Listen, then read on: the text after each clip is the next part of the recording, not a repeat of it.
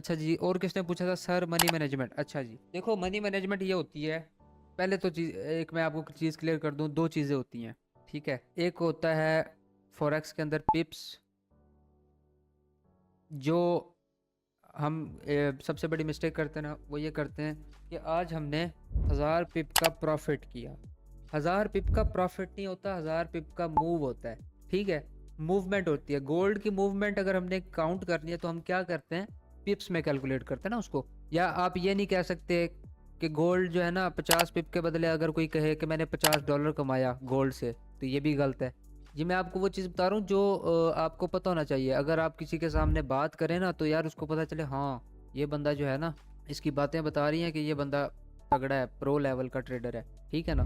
तो पिप्स जब भी काउंट करना है ना आपने, हमेशा किस लिए अपना देखना है पिप्स, मार्केट की मूवमेंट, कि यार मार्केट ने यहाँ से कितना मूव किया है। पिप्स आपके तब काम आता है। अब जो अकाउंट की जो ग्रोथ होती है ना, वो पिप्स पे नहीं होती, वो होती है आपके रिस्क और मैनेजमेंट पे।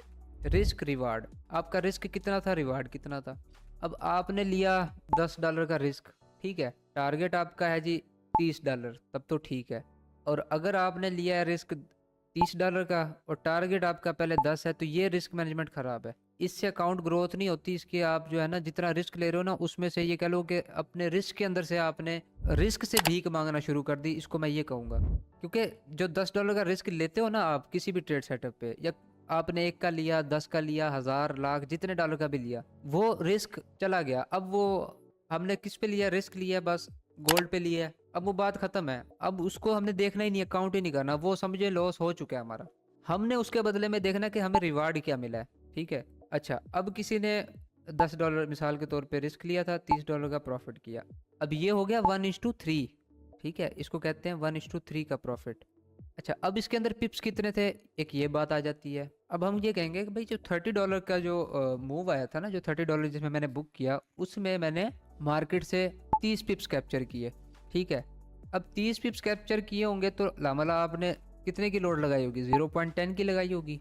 और अगर किसी ने $30 मतलब उठाए हैं 300 पिप पे, मतलब मार्केट का मूव हुई है 300 पिप्स, बहुत ज़्यादा है, ठीक है। कहाँ पर 30 पिप थे, कहाँ पर 300 पिप थे, और उसने भी प्रॉफिट उतना किया है 0.01, लेकिन लॉट साइज क्या थी, 0.01। तो अब मूव उसने ज्यादा कैच किया है, लेकिन प्रॉफिट दोनों का बराबर है, ठीक है ना। तो ये चीजें देखनी होती है आप लोगों ने बस। अच्छा, अब आ जाए मैनेजमेंट पे कि रिस्क को कैलकुलेट कैसे करें। अगर आपका मेथड अच्छा है, आपको भाई आपकी स्ट्रेटजी 1:2 3 दे रही है, तब आपने जो टीपी होता है ना आपका, आपके मेथड के हिसाब से, वो आपने लेना होता है 1:3 पे, 2 पे, जितने पे देना है, 4 पे ले, 5 पे ले, जितने पे भी दे, ठीक है। आपने उसको कर देना होता है 80% क्लोज।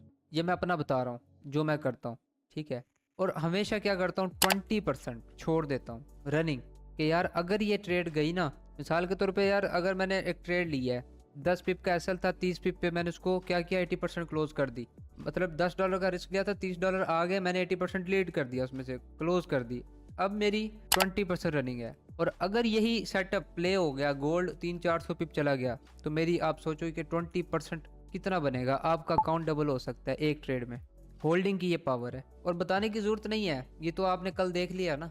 फीडबैक जरा देखें लोगों के डिस्कॉर्ड में हमारे।